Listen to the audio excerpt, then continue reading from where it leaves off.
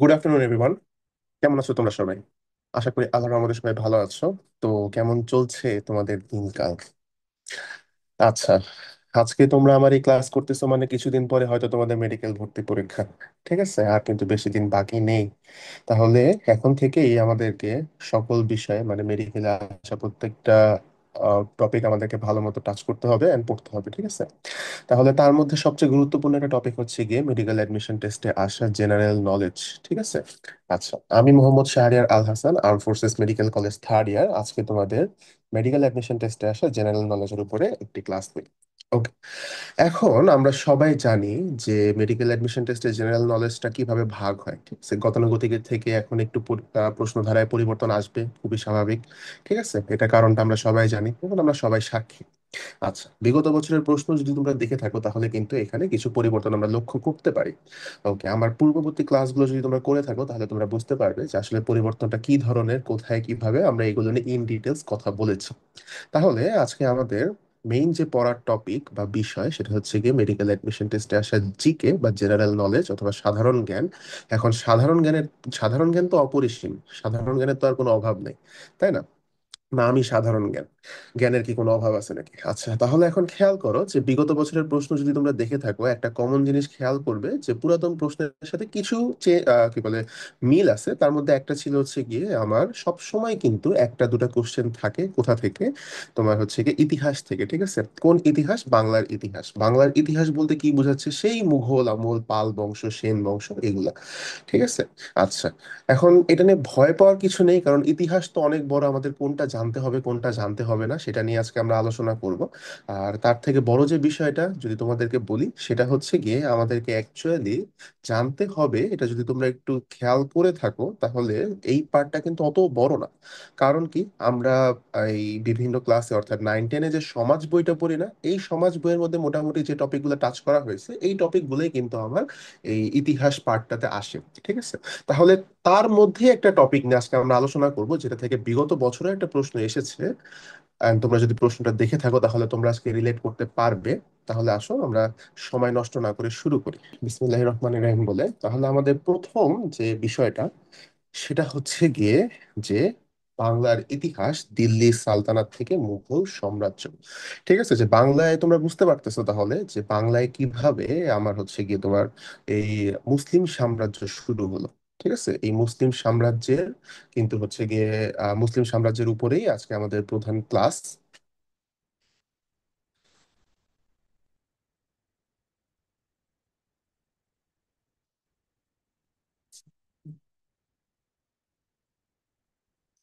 আচ্ছা, তাহলে আমরা বিসমিল্লাহির রহমানির রহিম বলে শুরু করতে পারি। আচ্ছা, তাহলে আমাদের আজকে পড়ার যে মূল বিষয় সেটা হচ্ছে গিয়ে বাংলার ইতিহাস দিল্লির সালতানাত থেকে মুঘল সাম্রাজ্য। আচ্ছা, নাম দেখেই তোমরা বুঝতে পারতেছো যে আজকে আমরা মেইনলি বাংলায় মুসলিম সাম্রাজ্য নিয়ে আলোচনা করব। ঠিক আছে, যে আমার বাংলায় কোথায় কোন মুসলিম সাম্রাজ্য ছিল এবং বাংলা যখন বাংলাদেশ, ভারতবর্ষ, তারপর হচ্ছে গিয়ে পাকিস্তান সবকিছু যখন হচ্ছে গিয়ে একসাথে ছিল, তখন আমার এই মুসলিম সাম্রাজ্য কিভাবে কোথায় প্রতিষ্ঠিত হয়েছিল, কবে থেকে কোন পর্যন্ত, মানে কোন শাসক শাসন করে গিয়েছেন, এগুলো সম্পর্কে আজকে আমরা জানবো। ঠিক আছে, তাহলে প্রথমে আমরা যেটা পাচ্ছি সেটা হচ্ছে কি দিল্লির সালতানাত একটি দীর্ঘস্থায়ী মুসলিম সাম্রাজ্য। আচ্ছা, তাহলে এখন খেয়াল করো যে দিল্লির সালতানাত বা দিল্লিতে তোমার হচ্ছে গিয়ে যখন আমরা মুসলিম সাম্রাজ্য শুরু হলো, এটা কত সালে শুরু হয়? এটা শুরু হয় হচ্ছে গিয়ে আমার কুতুবুদ্দিন আইবেক। ঠিক আছে, তাহলে আমরা দেখতে পারতেছি যে কুতুবুদ্দিন আইবেক তোমার হচ্ছে গিয়ে 1206 খ্রিস্টাব্দে আমার হচ্ছে গিয়ে এই সাম্রাজ্য প্রতিষ্ঠা করেন। ঠিক আছে, দিল্লিতে। আচ্ছা, এই সাম্রাজ্য প্রায় 320 বছর পর্যন্ত স্থায়ী ছিল এবং 1526 খ্রিস্টাব্দ পর্যন্ত স্থায়ী হয়। আচ্ছা, 1526 সম্পর্কে তোমাদের জানার কথা যে 1526 খ্রিস্টাব্দে কিন্তু আমার কি হয়েছিল, তোমার পানিপথের যুদ্ধ হয়। ঠিক আছে, এই যে পানিপথের যুদ্ধের মাধ্যমে আমার কি বাবরের কাছে তোমার যে শেষ, একদম সর্বশেষ যে হচ্ছে গিয়ে সুলতান ছিলেন অর্থাৎ হচ্ছে গিয়ে লোদি, তোমার ইব্রাহিম লোদি, তিনি হচ্ছে পরাজিত হন এবং মুঘল সাম্রাজ্যের শুরু হয়। আচ্ছা, এখন তোমরা এখানে খেয়াল করতে পারো যে আমার এই কি বলে মুসলিম সাম্রাজ্য চলাকালীন সময় বা হচ্ছে এই সালতানাত চলাকালীন সময় তোমার হচ্ছে কোন কোন রাজবংশ এসেছিল? তাহলে প্রথমে আমরা পাচ্ছি কি মামলুক বা হচ্ছে গিয়ে দাস রাজবংশ, খিলজি রাজবংশ, এরপর হচ্ছে গিয়ে তুগলক, আর হচ্ছে গিয়ে সৈয়দ ও লোদি, যারা কিনা হচ্ছে সর্বশেষ। এখানে একটা গুরুত্বপূর্ণ পয়েন্ট আছে তোমাদের জন্য, সেটা হচ্ছে আমাদের যে সুলতানা রাজিয়া ছিলেন প্রথম মুসলিম নারী শাসক। ঠিক আছে, যে প্রথম মুসলিম নারী শাসক কে কে কে ছিলেন? তোমার হচ্ছে কি সুলতানা রাজিয়া। যেহেতু আমরা এখন মেডিকেলে কিছু পরিমাণ প্রশ্ন দেখতে পারতেছি, যেমন হচ্ছে কি যে প্রথম গত বছরের কোশ্চেনটা যদি তোমরা দেখো, তাহলে আমাদের প্রথম মুসলিম রাষ্ট্র যা যে কিনা বাংলাদেশকে স্বীকৃতি প্রদান করেছিল, তাহলে এই জিনিসগুলো আমাদেরকে জানতে হবে, প্রথম কে সর্বশেষ কে। ঠিক আছে। আচ্ছা, এরপর সুলতান নাসির মাহমুদ ফকির বাদশাহ। ঠিক আছে, সুলতান নাসির মাহমুদকে বলা হতো ফকির বাদশাহ নামে পরিচিত ছিলেন। আচ্ছা, এরপরে নেক্সট আমরা যেটা পাচ্ছি সেটা হচ্ছে খিলজি বংশ। ঠিক আছে।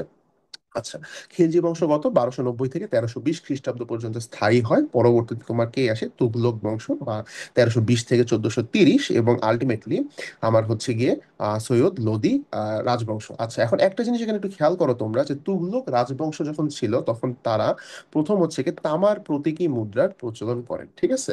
তাহলে কি আমার বাংলাদেশে বা হচ্ছে গিয়ে বাংলাদেশ বা হচ্ছে গিয়ে এই বঙ্গে আমার কে?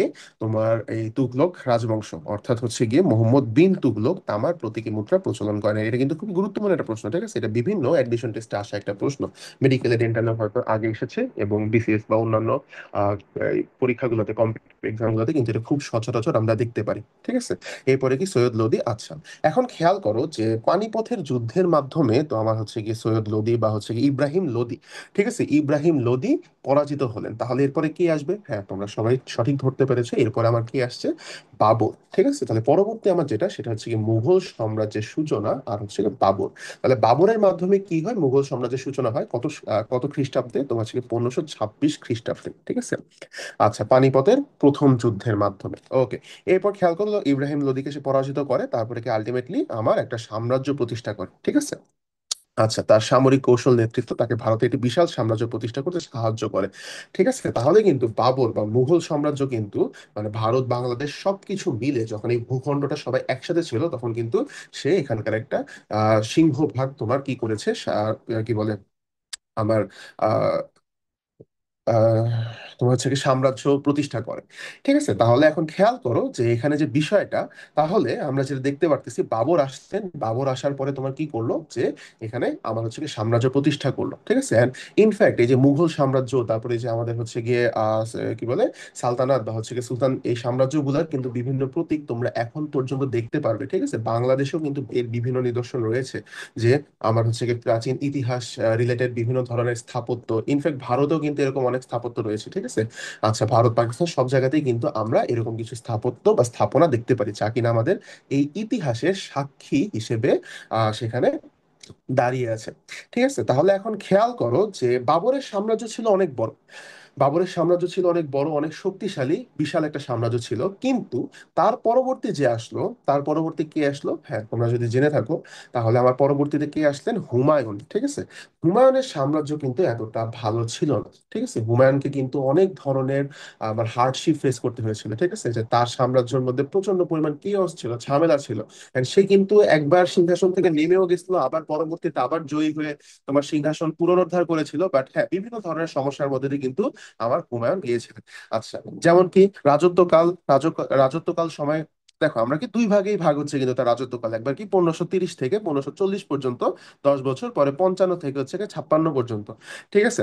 আচ্ছা, এখন খেয়াল করো যে আমার রাজত্বকালে সে কি কি বলে অস্থিরতাপূর্ণ একটা সাম্রাজ্য পরিচালনা করতেছিলেন। ঠিক আছে।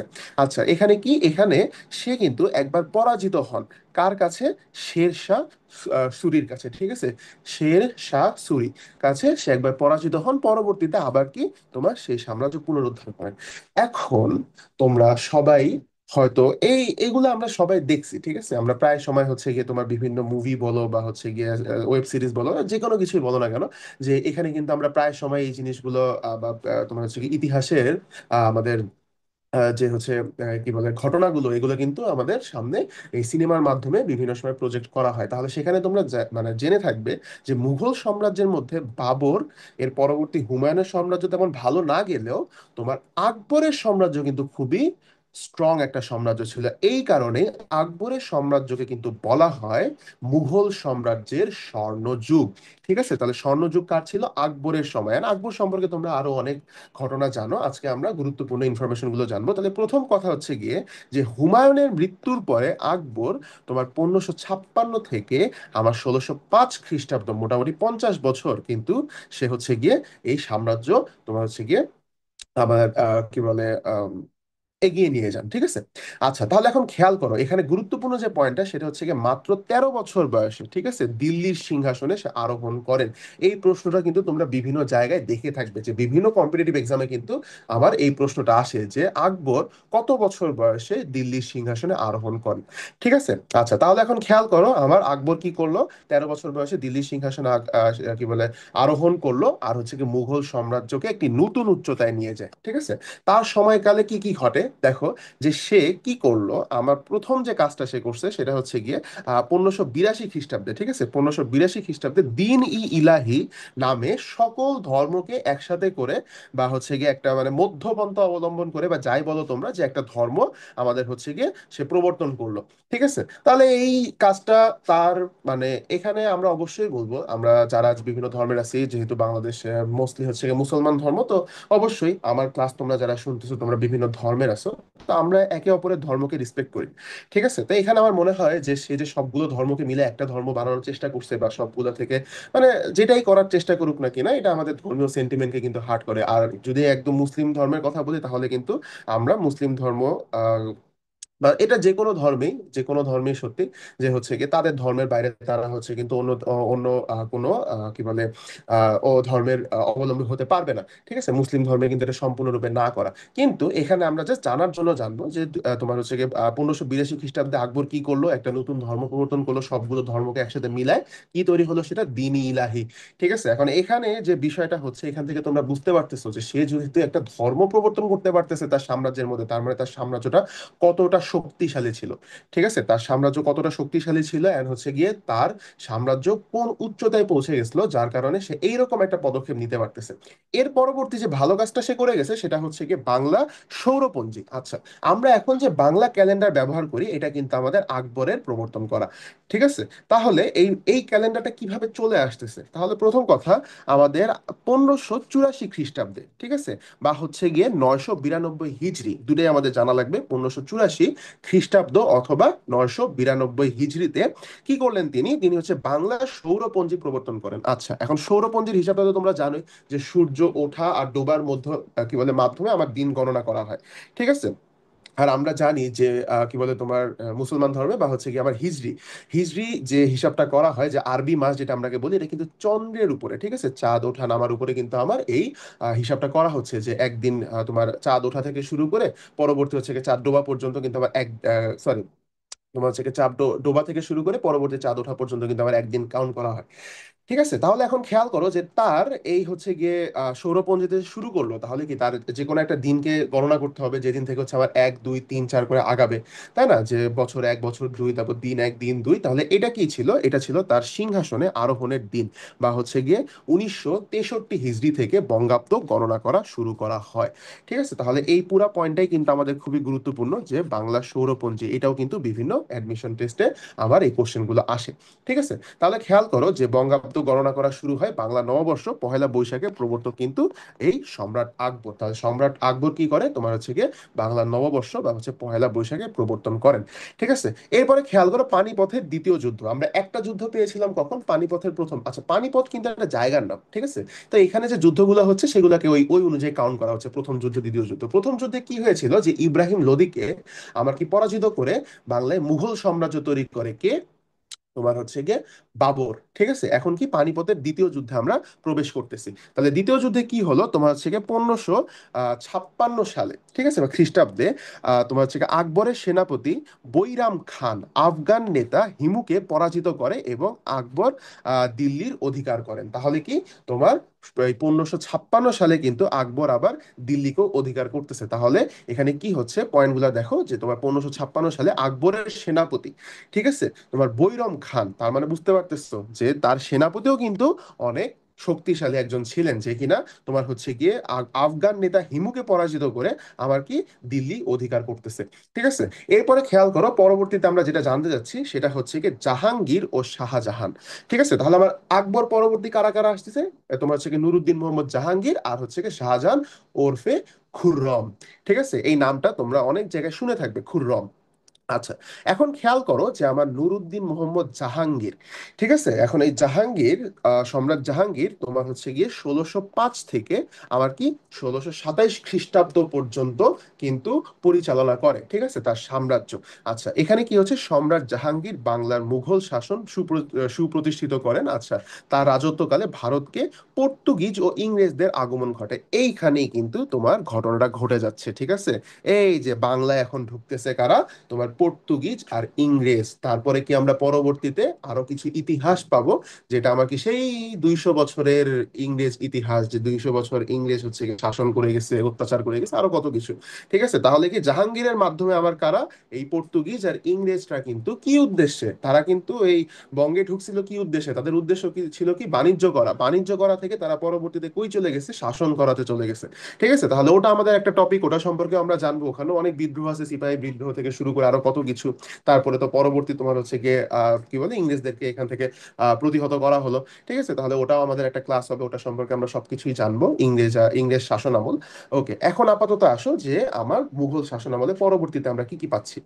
ঠিক আছে, তাহলে কি আমার এই জাহাঙ্গীরের সময়ে ইংরেজ আর পর্তুগিজরা আসলো, এছাড়া আরো কি ডাচেরাও এসেছিল। ওকে, পরবর্তীতে আমরা কি দেখি, তিনি সরকারি কাজে ফরাসি ভাষা চালু করেন। তাহলে এই জাহাঙ্গীর আমাদের কি করলো, যে আমার দাপ্তরি কি বলে সরকারি বা হচ্ছে কি দাপ্তরিক কাজকর্মে তোমার হচ্ছে কি ফরাসি ভাষা চালু করলেন। ঠিক আছে, আচ্ছা, কারণটা কি, এই যে ইংরেজ আর হচ্ছে কি পর্তুগিজদের জন্য। ওকে, পরবর্তীতে আসো, এখন কি হচ্ছে, তার শাসন আমলে মুঘল প্রদেশগুলো তোমার হচ্ছে কি সুবার নামে পরিচিত ছিল। ঠিক আছে, তাহলে আমার কি, তার শাসন আমলে মুঘল যে প্রদেশগুলো ছিল সেগুলোকে কি বলা হতো, সুবার।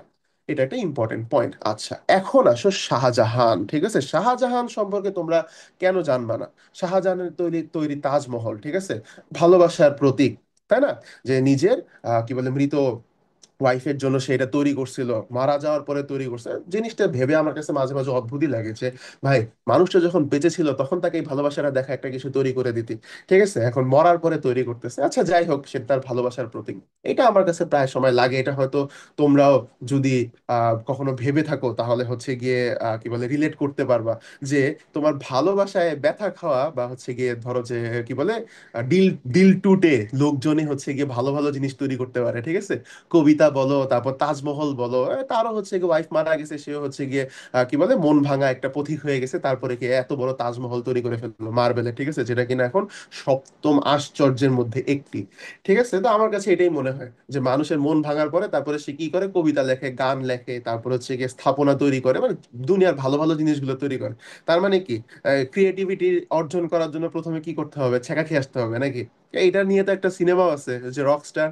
রকস্টারের যদি তোমাদের মনে থাকে তাহলে কিন্তু আমার এই কি বলে রণবীর কাপুর, তাই না? হ্যাঁ, রণবীর কাপুরকে কিন্তু তার ওই যে মাস্টার কি বলে প্রডিউসার না কে জানি, সে তো বলছিল যে ফার্স্টে হচ্ছে কি মন ভাঙায় আসো, তারপরে তুমি ভালো লাইন লিখতে পারবা। ঠিক আছে, তো তারপরে সে ওই উদ্দেশ্যে যায়। আচ্ছা, যাই হোক, এখন ওগুলো কথা পরে হবে। তো পরবর্তী আমরা যেটা দেখতেছি যে শাহজাহান ওরফে খুররম। ঠিক আছে, তাহলে তার আমলে আমরা কি কি পাচ্ছি, শাহজাহানকে প্রিন্স অফ বিল্ডার্স বলা হতো।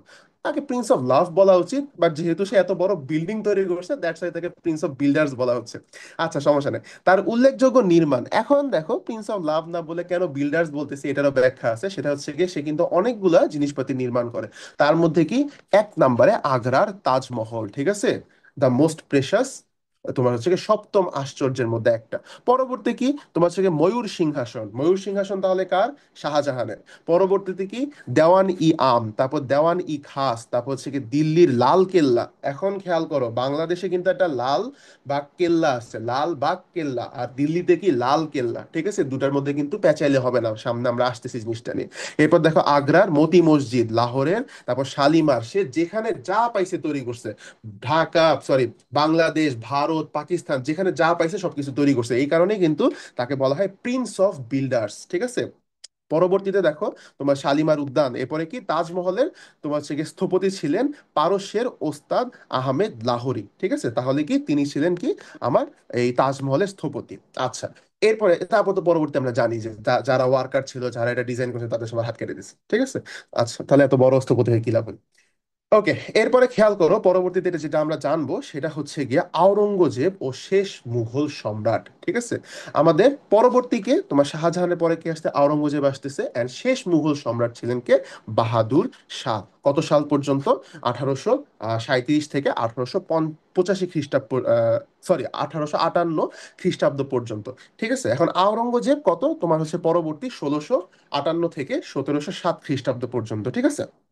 আচ্ছা, তার মানে কি খেয়াল করতে পারতেছে যে মাঝখানে কিন্তু একটা গ্যাপ আছে এখানে। 1707 পরে কিন্তু একেবারে আমার যাচ্ছে কথা 1837, মানে ওই 100 বছর একটা গ্যাপ আছে, ঠিক আছে।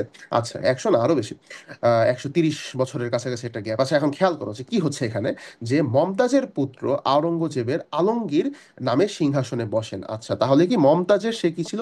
পুত্র। এই মমতাজের জন্যই কিন্তু তাজমহল তৈরি করা হয়, মমতাজ মহল, ঠিক আছে, সংক্ষেপে তাজমহল বলা হয়। পরবর্তীতে কি আওরঙ্গজেবের কি বলে, আওরঙ্গজেব বা আলমগীর নামে সিংহাসনে বসেন। তাহলে তার আরেকটা নাম কি? আলমগীর। এই নামটাও কিন্তু খুবই গুরুত্বপূর্ণ, কারণ কি বিভিন্ন অ্যাডমিশন টেস্টে আমরা কিন্তু এই নামটা পাই, ঠিক আছে। তোমরা যদি একটু অ্যাডমিশন টেস্টের কোশ্চেন গুলো, বিগত বছরের কোশ্চেন গুলো যদি একটু উল্টা পাল্টায় দেখো, বা বিসিএস এর কোশ্চেন গুলো তোমরা যদি দেখো, তাহলে দেখবা যে কিন্তু এই কোশ্চেনটা খুবই কমন, যে আমার আওরঙ্গজেবের আরেকটা নাম কি ছিল? আলমগীর, ঠিক আছে। এরপরে কি তোমার 1661 সালে কোচবিহার মুঘল সাম্রাজ্যভুক্ত হলে এর নাম রাখা হয় আলমগীর নগর, ঠিক আছে। তিনি অত্যন্ত কি বলে প্রাণ মুসলিম ছিলেন, এবং তাকে জিন্দা পীর বলা হতো, ঠিক আছে। সে এতটাই ধর্মপ্রাণ মুসলিম ছিলেন যে তাকে জিন্দা পীর নামে ডাকা হতো। এটাও কিন্তু খুবই গুরুত্বপূর্ণ একটা কোশ্চেন। আমরা কি বিভিন্ন অ্যাডমিশন টেস্টে কিন্তু এই কোশ্চেন গুলা দেখি, ঠিক আছে। তোমরা বই খুললে এগুলো বাবা, ঠিক আছে, বই খুললে জিন্দা পীর কাকে বলা হয়, আলমগীর কার নাম, সবই কি আমার? আওরঙ্গজেব, ঠিক আছে। পরবর্তীতে আসো, যে তিনি জিজিয়া কি বলে কর পুনঃস্থাপন করেন, এটাও একটা গুরুত্বপূর্ণ প্রশ্ন। এরপরে কি আওরঙ্গজেবের দীর্ঘ শাসনকালে মুঘল সাম্রাজ্য তার সর্বোচ্চ ভৌগোলিক বিস্তৃতি লাভ করে। তার মানে কি, যে মুঘল সাম্রাজ্য সবচেয়ে বেশি পরিমাণ ছড়ায় গেছিল, ঠিক আছে। কারণ কি, তারা তো ধীরে ধীরে বিভিন্ন রাজ্য জয় করতে থাকে, জয় করার মাধ্যমে নিজেদের সাম্রাজ্য প্রতিষ্ঠা করে। তাহলে কি আমার আওরঙ্গজেবের সময় এই মুঘল সাম্রাজ্য সবচেয়ে বেশি বিস্তৃত ছিল। এরপর আসো, পরবর্তীতে আমরা যেটা পাচ্ছি, আওরঙ্গজেবের দীর্ঘ শাসন সর্বোচ্চ বেশি বিস্তৃত লাভ করে, তবে তার কঠোর নীতি সাম্রাজ্যের পতনের বীজও বপন করে, ঠিক আছে। যে তার কঠোর নীতির কারণে কিন্তু তার সাম্রাজ্য আমার কি পতনেও পতনের সম্মুখীন হয়। এই কারণে আমরা কিন্তু এখানে মোটামুটি 130 বছরের একটা গ্যাপ পাচ্ছি, ঠিক আছে। এবার আসো আমার দ্বিতীয়, বাহাদুর শাহ, যে কিনা আমাদের সর্বশেষ মুঘল সম্রাট, ঠিক আছে। আচ্ছা, তিনি ছিলেন সর্বশেষ মুঘল সম্রাট। এই সিপাহী বিদ্রোহের পর 1858 খ্রিস্টাব্দে তাকে রেঙ্গুনে তোমার নির্বাসন দেওয়া হয়, যা ভারতের মুঘল শাসনের আনুষ্ঠানিক সমাপ্তি ঘটায়। এখন এখানে খেয়াল করে, এই যে তোমার আওরঙ্গজেব চলে গেল, তারপর তো মাঝখানে আমার এই যে ইংরেজরা তো ঢুকলো, তারপর আরো কত কাহিনী আছে, ঠিক আছে। এর মাঝেও তোমার এই যে বাহাদুর শাহ কিছুদিন পর্যন্ত তোমার হচ্ছে গিয়ে সাম্রাজ্য চালায় গেছে, খুব একটা বেশি দিন না কিন্তু, 37 থেকে 58 পর্যন্ত, ঠিক আছে, চালায় গেছে। পরবর্তীতে তাকে এই যে ইংরেজরা পতন করে দেয়, কারণ এই পয়েন্টটাতেই কিন্তু আমাদের ইংরেজদের সেই 200 বছরের আমার হচ্ছে গিয়ে চলতেছে, রানিং, ঠিক আছে। তাহলে এই যে সিপাহী বিদ্রোহের মাধ্যমে তাকে কি করে, পর তাকে হচ্ছে গিয়ে এখান থেকে সরায় ফেলা হয়, ঠিক আছে। রেগুনে নির্বাসন দেওয়া হচ্ছে। আচ্ছা, ঠিক আছে। এরপর পরবর্তী আমরা এখন যেটা দেখব সেটা হচ্ছে গিয়ে যে তোমার শেরশাহ সূরি ও বাংলার মুসলমান শাসন। এখন এখানে একটা জিনিস খেয়াল করো, যদি এই জিনিসটা তোমাদের শুরুতে হওয়ার কথা ছিল, একটু শেষের দিকে চলে আসছে, বাট স্টিল, যে আমার বাংলায় মুসলমান শাসনের প্রতিষ্ঠাতা, ঠিক আছে। আমরা কি জানি, কুতুবুদ্দিন আইবেক ছিল কি প্রথম হচ্ছে গিয়ে শাসক, ঠিক আছে, তিনি মেনলি প্রতিষ্ঠা করেন। কিন্তু আমাদের এখানে একটা জিনিস খেয়াল করতে হবে, and এইটা কিন্তু আমাদের তোমার হচ্ছে গিয়ে মেডিকেলে গত বছরের মেডিকেল পরীক্ষায় আসছিল, যে ইখতিয়ার উদ্দিন মোহাম্মদ বিন বখতিয়ার খলজি কাকে পরাজিত করার মাধ্যমে আমার বাংলার রাজধানী তোমার কি করতেছে, তোমার হচ্ছে গিয়ে এই কি বলে অর্জন করে, ঠিক আছে। এখন এখানে খেয়াল করো, এখানে একটু ডিফারেন্স আছে, যে এতক্ষণ আমরা যে সাম্রাজ্যটা নিয়ে আলোচনা করতেছিলাম, এটা হচ্ছে গিয়ে সবগুলো মিলায়, ঠিক আছে, ভারত, বাংলাদেশ, তারপর হচ্ছে গিয়ে পাকিস্তান, আর যা যা ছিল একসাথে সবগুলো মিলায় হচ্ছে গিয়ে তোমার এই সাম্রাজ্যটা। এখন যদি বলি শুধু বাংলায়, ঠিক আছে, তাহলে কুতুবুদ্দিন আইবেক কি করছিল, যে যদি বলা হয় ওই আমলে এই বর্ষে এসে আমার কি করছে, বা এই বঙ্গে এসে তোমার হচ্ছে গিয়ে আমার এই শাসন কি কার্যক্রম শুরু করছে। আর বাংলাদেশে বা বাংলায় মুসলমান শাসনের প্রবেশ কে করান? আমার হচ্ছে গিয়ে ইখতিয়ার উদ্দিন মোহাম্মদ বিন বখতিয়ার খলজি। ঠিক আছে, এই যে ইখতিয়ার উদ্দিন মোহাম্মদ বিন বখতিয়ার খলজি কবে? 1204 সালে। ঠিক আছে, তার মানে কি 1206 সালে তোমার সম্পূর্ণরূপে প্রতিষ্ঠা হওয়ার আগে সে কিন্তু বাংলায় আসছে, আসার পরে শাসন ব্যবস্থা শুরু করছে। ঠিক আছে, তাহলে 1204 সালে বাংলার রাজধানী নদিয়ায় আক্রমণ করে এবং লক্ষণ সেনকে পরাজিত করে। ঠিক আছে, এই যে আমার সেন বংশ চলে গেল, মুঘল বংশের শুরু হলো। তাহলে কি লক্ষণ সেনকে পরাজিত করার মাধ্যমে বাংলায় মুসলমান শাসনের সূচনা করে। ঠিক আছে, তিনি প্রথম বাংলায় মুসলমান আধিপত্য বিস্তার শুরু করেন এবং বাংলার রাজধানী নদিয়া থেকে দেবকোটে স্থানান্তর করেন। ওকে, পরবর্তীতে আসো যে বাংলায় মুসলমান তুর্কি শাসনের প্রাথমিক পর্যায়ে ছিল তোমার কি 1204 থেকে 1338 পর্যন্ত। ঠিক আছে, এটা কি বাংলায় মুঘলের শাসন আমল।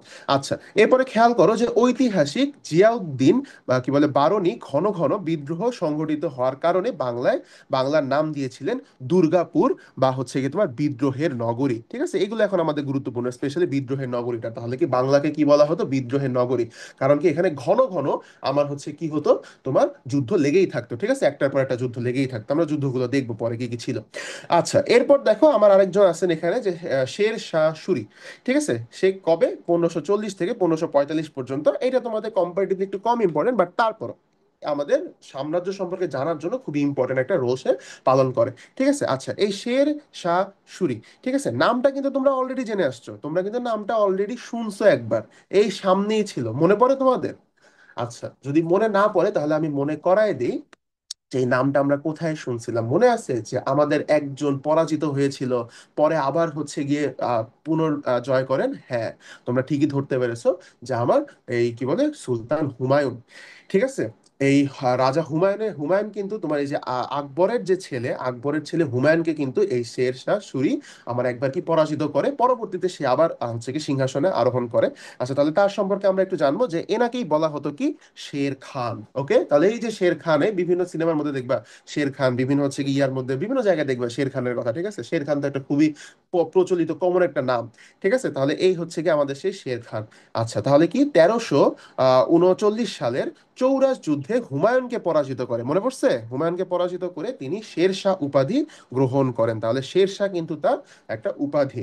ঠিক আছে, আচ্ছা, গ্রহণ করেন। তিনি সোনারগাঁও থেকে লাহোর পর্যন্ত 4830 কিলোমিটার দৈর্ঘ্যের একটি মহাসড়ক নির্মাণ করেন। গুরুত্বপূর্ণ একটা পয়েন্ট। কোথা থেকে? এই সোনারগাঁ, আমাদের এই সোনারগাঁ থেকে লাহোর পর্যন্ত। ঠিক আছে, কত কিলোমিটার? 4830 কিলোমিটার দৈর্ঘ্যের একটি মহাসড়ক তৈরি করছিল। ঠিক আছে, আচ্ছা, যার তৎকালীন নাম ছিল সড়ক ই আজম। ওকে, নামটা কি ছিল? সড়ক ই আজম, খুবই গুরুত্বপূর্ণ একটা পয়েন্ট। আচ্ছা, তিনি উপমহাদেশে সর্বপ্রথম ঘোড়ার ডাক, এই যে ঘোড়ার ডাক পাওয়া গেছে। হ্যাঁ, এটা কিন্তু তোমাদের মেডিকেলের পূর্ববর্তী পরীক্ষায় আসা বিভিন্ন জায়গায় এটা আমরা পাই। ঘোড়ার ডাকের প্রচলন কে করেন? এই শের শাহ সূরি। বুঝতে পারছো? তাহলে কি ঘোড়ার ডাকের ব্যবস্থা প্রচলন করেন, যা যোগাযোগ ব্যবস্থায় এক যুগান্তকারী পরিবর্তন আনেন। তাহলে দেখতে পারতেছো সে কিন্তু যোগাযোগ ব্যবস্থার অনেক উন্নতি করে গেছে। ঠিক আছে, তাহলে কি একটা এত বড় মহাসড়ক তৈরি করছে, তারপর সে ঘোড়ার ডাকের ব্যবস্থাপনা চালু করছে। ঠিক আছে, আচ্ছা, তাহলে খুবই গুরুত্বপূর্ণ একটা নাম শের শাহ বা শের শাহ সূরি। আচ্ছা, এখন পরবর্তীতে যেহেতু আমরা মোটামুটি সাম্রাজ্যগুলো সম্পর্কে জানলাম, বাংলায় কারা কারা ছিলেন, তারপর হচ্ছে গিয়ে আমার কি বলে সবগুলো বর্ষ মিলে হচ্ছে গিয়ে কারা কারা ছিলেন, যেহেতু আমরা সবগুলো মোটামুটি জানলাম, পরবর্তীতে এখন আমাদের যেটা জানতে হবে সেটা হচ্ছে গিয়ে মুঘল আমলে নির্মিত বাংলাদেশের স্থাপত্যগুলা। এখন তোমাদের জন্য একটা গুড নিউজ আছে। গুড নিউজটা কি? গুড নিউজ হচ্ছে গিয়ে এটাই যে তোমরা কিছু ঘুরতে যাওয়ার জন্য ভালো জায়গা পাচ্ছ। ঠিক আছে, আচ্ছা, বলতেছি কিভাবে। তাহলে এখন বেসিক্যালি কথা হচ্ছে যে সবাই তো ভাবতেছো, অনেকে এইচএসসি পরীক্ষা শেষ করছো মাত্র মাত্র, অথবা যারা দিচ্ছ তারাও এই ভিডিওটা দেখলে দেখতে পারো, বা এই ক্লাসটা করলে করতে পারো। তাহলে বিষয়টা হচ্ছে কি, যে পরীক্ষা শেষ করার পর, অ্যাডমিশন শেষ করার পর তো আমরা একটা ট্যুর দিব, তাই না? একটা ট্যুর দেওয়াই লাগে, এত কষ্ট করে যদি পরীক্ষা টরীক্ষা দিছে, একটা ট্যুর না দিলে হয়? তাহলে ট্যুর দেওয়ার জন্য ঘুরতে যাবোটা কোথায়, তার জন্য তোমাকে কিন্তু এই জিনিসগুলো খুব হেল্প করবে। ঠিক আছে, এছাড়া যারা ফ্যামিলি বা প্রিয়জনকে সাথে করে নিয়ে যেতে চাও, নিয়ে যেতে পারো, কোনো অসুবিধা নেই। তাহলে এক নম্বরে যেটা আমাদের আসতেছে সেটা হচ্ছে গিয়ে লালবাগ কেল্লা, সবাই কিন্তু জানি। ঠিক আছে, লালবাগ কেল্লা। তাহলে দেখো লালবাগ কেল্লার নির্মাতা কে ছিলেন? নির্মাতা ছিলেন হচ্ছে গিয়ে আমাদের শায়েস্তা খান। ঠিক আছে, কিন্তু নির্মাণ কাজ অ্যাকচুয়ালি শুরু করেন কে? তোমার হচ্ছে গিয়ে শাহজাদা আজম। মেইন কথা কি, যেটা কোথায় তোমার হচ্ছে গিয়ে অবস্থিত, অবস্থান হচ্ছে গিয়ে লালবাগ, ঢাকা। দেখো লালবাগ কেল্লার নামে জায়গাটার নাম করা হয়েছে লালবাগ। তাহলে ঘুরতে যেতে মন চাইলে অবশ্যই যাও, জায়গাটা সুন্দর আছে। ঠিক আছে, আচ্ছা, এরপরে খেয়াল করো নেক্সট আমাদের কি আসতেছে, ছোট কাটরা, যেটা হচ্ছে থেকে শায়েস্তা খানের আবার নির্মাণ, তারপর হচ্ছে বড় কাটরা, দুইটা কাটরা পাচ্ছি আমরা, ঠিক আছে। আচ্ছা, শাহজাদা সুলতান, একটা দুইটাই হচ্ছে আমাদের কি চক বাজারে। আচ্ছা, এরপরে কি আফগান দুর্গ, ঠিক আছে, নির্মাতাকে এই আমাদের শের শাহ, ঠিক আছে, যেই শের শাহ হচ্ছে গিয়ে তোমার যোগাযোগ ব্যবস্থা এত উন্নত করে গেছে, ঠিক আছে, ঘোড়ার ডাকের প্রবর্তক যিনি। আচ্ছা, তাহলে কি ঢাকার কেন্দ্রীয় কারাগার, ঠিক আছে, ঢাকা কেন্দ্রীয় কারাগার, এরপর হচ্ছে গিয়ে তোমার মানে বেসিক্যালি দুর্গটাকে কারাগারে পরিণত করা হয়েছে। পরবর্তী কি আমার সাত গম্বুজ মসজিদ, খুবই ইম্পর্টেন্ট, ঠিক আছে, সাত গম্বুজ মসজিদ কোথায়, মোহাম্মদপুর, ঢাকা। আচ্ছা, এটা কে তৈরি করেন, তোমার হচ্ছে কি শায়েস্তা খান, ঠিক আছে। পরবর্তীতে আমরা পাচ্ছি কি তারা মসজিদ, নির্মাতাকে মির্জা বেগম পীর, অবস্থান হচ্ছে গিয়ে আরমানি টোলা, ঢাকা, চাইলে ঘুরে আসতে পারো, কোনো অসুবিধা নেই। এরপরে কি তোমার হচ্ছে গিয়ে ইদ্রাকপুর দুর্গ, নির্মাতা হচ্ছে গিয়ে মীর জুমলা, আর হচ্ছে গিয়ে অবস্থান কোথায়, বিক্রমপুরে, ঠিক আছে। পরবর্তীতে আমরা কি পাচ্ছি, তোমার হচ্ছে কি বিনত বিবির মসজিদ, এটা নির্মাতা শায়েস্তা খান, এরপর হচ্ছে কি অবস্থান ঢাকা। তার মানে ঢাকার ভিতরে অর্থাৎ বাংলাদেশের ভিতরে বেশিরভাগ জিনিসই কিন্তু আমার শায়েস্তা খান তৈরি করছে, ঠিক আছে। কয়টা পাইলাম, এই যে এক, দুই, তারপরে হচ্ছে গিয়ে আমার আসতেছে হচ্ছে গিয়ে তিন, এরপরে হচ্ছে গিয়ে তোমার এই চার, চারটা, এখানে কয়টা আছে, সব এগুলোর মধ্যে চারটাই হচ্ছে গিয়ে আমার শায়েস্তা খানের তৈরি, ঠিক আছে। আচ্ছা, পরবর্তীতে খেয়াল করো যে হোসেন দালাল, নির্মাতা কি তোমার মীর মুরাদ, আচ্ছা, অবস্থান কোথায়, ঢাকার মধ্যে, আর হচ্ছে গিয়ে চুরিহাট্টা মসজিদ, নির্মাতা হচ্ছে গিয়ে শাহ সুজা, অবস্থান ঢাকা। তাহলে ঢাকার মধ্যে যারা আসছো বা বাইরে থেকেও যারা ঢাকায় আসবে অ্যাডমিশনের জন্য বা আসছো, তারা কি অ্যাডমিশন শেষ করে কোথাও একটা ভালো জায়গায় চান্স পেয়ে বা একটা মেডিকেল সিকিউর করে পরে ইচ্ছা মতো ট্যুর দিও, ঠিক আছে, একদম বড়, তোমার লালবাগ কেল্লা থেকে শুরু করে চুরিহাট্টা পর্যন্ত।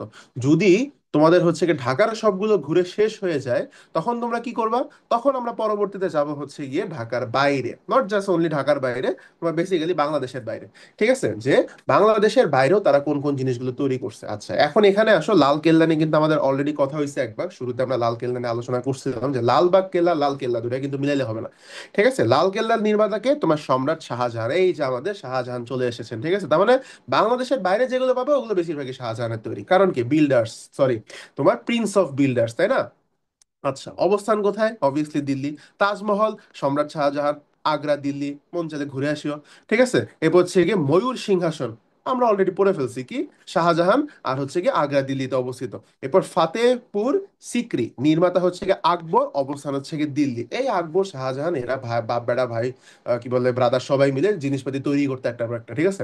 আচ্ছা, পরে আমার কি আসতেছে, তোমার হচ্ছে গিয়ে স্বর্ণ মন্দির, নির্মাতা হচ্ছে গিয়ে আকবর, স্থান হচ্ছে গিয়ে অমৃতসর, পাঞ্জাব, অমৃতসর বেসিক্যালি। এরপর হচ্ছে কি তোমার গ্র্যান্ড ট্রাঙ্ক রোড, এটা হচ্ছে কি শেরশাহ, ওকে, এইটাই হচ্ছে কি আমাদের সেই কিন্তু রাস্তা, ঠিক আছে, খুবই important, grand trunk, trunk road কার, তোমার হচ্ছে কি শেরশাহ। আচ্ছা, তাহলে মোটামুটি আমরা স্থাপত্যগুলো জানলাম, ঢাকার মধ্যে কি, সরি, বাংলাদেশের মধ্যে, আমি বলতে গেলে ঢাকার মধ্যে, মোস্টলি ঢাকার মধ্যে ছিল, ঠিক আছে। তাহলে আমাকে বাংলাদেশের মধ্যে কোনগুলো আছে, বাংলাদেশের বাইরে বা অন্যান্য কোন স্থাপত্য আছে যেগুলো আমাদের এই মুঘল আমলে তৈরি করা, বা তারপরে হচ্ছে কি আমরা জানতে পারছি যে বাংলায় তোমার মুসলিম শাসন কিভাবে তৈরি হয়, কে থেকে কোথায় গেল, ঠিক আছে। তাহলে মোটামুটি তোমাদের বাংলার ইতিহাস সম্পর্কে একটা ভালো ধারণা হয়ে গেল। পরবর্তীতে এখন আরো কিছু আছে, সেটা হচ্ছে কি ইংরেজ শাসন আমল, পরে তো পাকিস্তান শাসন আমল, এগুলো তো আমরা তোমার হচ্ছে গিয়ে পাকিস্তানের উপরে তো একটা ক্লাস হয়তো আমরা করছি, ঠিক আছে, এটা আমরা আরো করবো, সমস্যা নেই। মেডিকেলের জন্য যা যা গুরুত্বপূর্ণ এগুলো আমরা সবই দেখবো। তাহলে মোটামুটি আজকে আমরা যেগুলো পড়লাম এগুলো সবই কিন্তু মেডিকেলে বিভিন্ন সময় আসা, এবং তার থেকে বড় কথা এটা মেডিকেল না শুধু, বিভিন্ন অ্যাডমিশন টেস্টে আসা, ঢাকা ভার্সিটি বলো বা হচ্ছে কি তুমি অন্যান্য যেগুলোতে তোমার জিকে আছে সেগুলোতে কিন্তু এই কোশ্চেন গুলো আসে, ঠিক আছে। আরেকটু জিনিস বাকি আছে, আমি কিন্তু তোমাদেরকে বলছিলাম যে কিছু যুদ্ধ ঘটে গেছে, এগুলো নিয়ে আমরা আলোচনা করব, ঠিক আছে। তাহলে ছোট্ট করে একটু দেখে নেই একটা, কি এটা একটা টুইস্ট এসে গেল, ঠিক আছে। তাহলে প্রথম কি আমার পানিপথের যুদ্ধ, তোমরা অলরেডি জানো পানিপথের কি আমরা দুটা যুদ্ধ সম্পর্কে এখন আলোচনা করছি, আরেকটা যুদ্ধ হয়েছিল, সেটা হচ্ছে আমাদের তৃতীয় যুদ্ধ, কত, 1761 সালে, ঠিক আছে। আচ্ছা, এখন পানিপথ জায়গাটা কোথায়, পানিপথ হচ্ছে কি ভারতের হারিয়ানা রাজ্যের একটি শহর, ঠিক আছে। তাহলে এইটাই কিন্তু, এখানে কিন্তু আমার সব যুদ্ধগুলো হয়। আচ্ছা, একটি শহর যা দিল্লি থেকে তোমার 90 কিলোমিটার উত্তরে যমুনা নদীর তীরে অবস্থিত, যমুনা খালি কিন্তু বাংলাদেশে না, ওইদিকেও আছে, ঠিক আছে। আচ্ছা, তাহলে এখন আসি ইতিহাসে পানিপথের যুদ্ধ হিসেবে খ্যাত কয়টা, তিনটা যুদ্ধ আছে, কারণ এই তিনটা যুদ্ধ ওইখানে আবার ঘটেছিল, ঠিক আছে। প্রথমে কি, প্রথম যুদ্ধ তোমরা খুব ভালো মতোই জানো যে ইব্রাহিম লোদির সাথে বাবরের যুদ্ধ ছিল। এরপরে পরবর্তীতে দ্বিতীয় যুদ্ধ কার ছিল, তোমার সেনাপতি বৈরম খান, যদি তোমাদের মনে থাকে সেনাপতি কার সেনাপতি ছিল, মনে আছে কারো? আচ্ছা, যদি মনে নাও থাকে তাহলে আমি বলে দেই, আকবরের সেনাপতি, ঠিক আছে, সবচেয়ে তোমার হচ্ছে গিয়ে কি বলে শক্তিশালী সাম্রাজ্য যার ছিল তার সেনাপতি। আচ্ছা, আকবরের সেনাপতি ভৈরব খান, লেখাও আছে যদিও। আচ্ছা ঠিক আছে। আফগান নেতা হিমুকে তোমার কি পরাজিত করে দিল্লি অধিকার করছিল, পরে তোমার কি করছে, তৃতীয় যুদ্ধ আমার কার, আহমদ শাহ কি বলে আবদলি বনাম বনাম হচ্ছে মারাঠা। ঠিক আছে, মারাঠারা পরাজিত হয়। এই মারাঠা নিয়ে কিন্তু তোমার ইন্ডিয়ায় বিভিন্ন ধরনের সিরিজ বলো বা হচ্ছে কি আমার তৈরি করা হয়। ঠিক আছে। আচ্ছা তাহলে কি, আমার আহমদ শাহ এই মারাঠাদেরকে পরাজিত করে।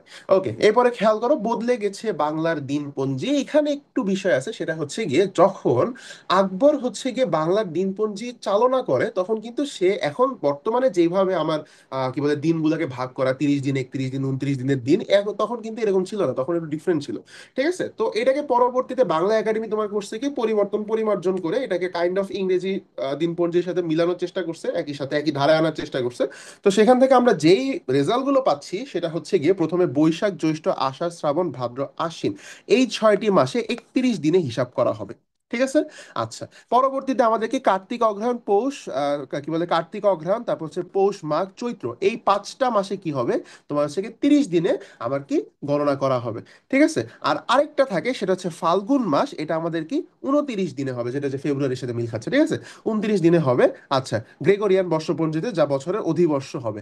আচ্ছা, 29 দিন। ওকে, তোমার হচ্ছে কি লিপ ইয়ার হিসেবে আলোচনা কি বলে করা হয়, কনসিডার করা হয়। পরবর্তীতে কি লিপ ইয়ার হলে তোমার কি ফাল্গুন মাস 30 দিনে, তাহলে আমার কি ছিল ফেব্রুয়ারি মাস 28 দিনে, সেটা লিপ ইয়ারে 29 দিনে হয়ে যায়। এখানে কি হচ্ছে, তোমার ফাল্গুন মাস হচ্ছে আমাদের 29 দিনে, সেটা লিপ ইয়ারে 30 দিনে হয়ে যায়। ঠিক আছে, তাহলে এই ছোট দুটো টপিক তোমাদের জন্য ছিল।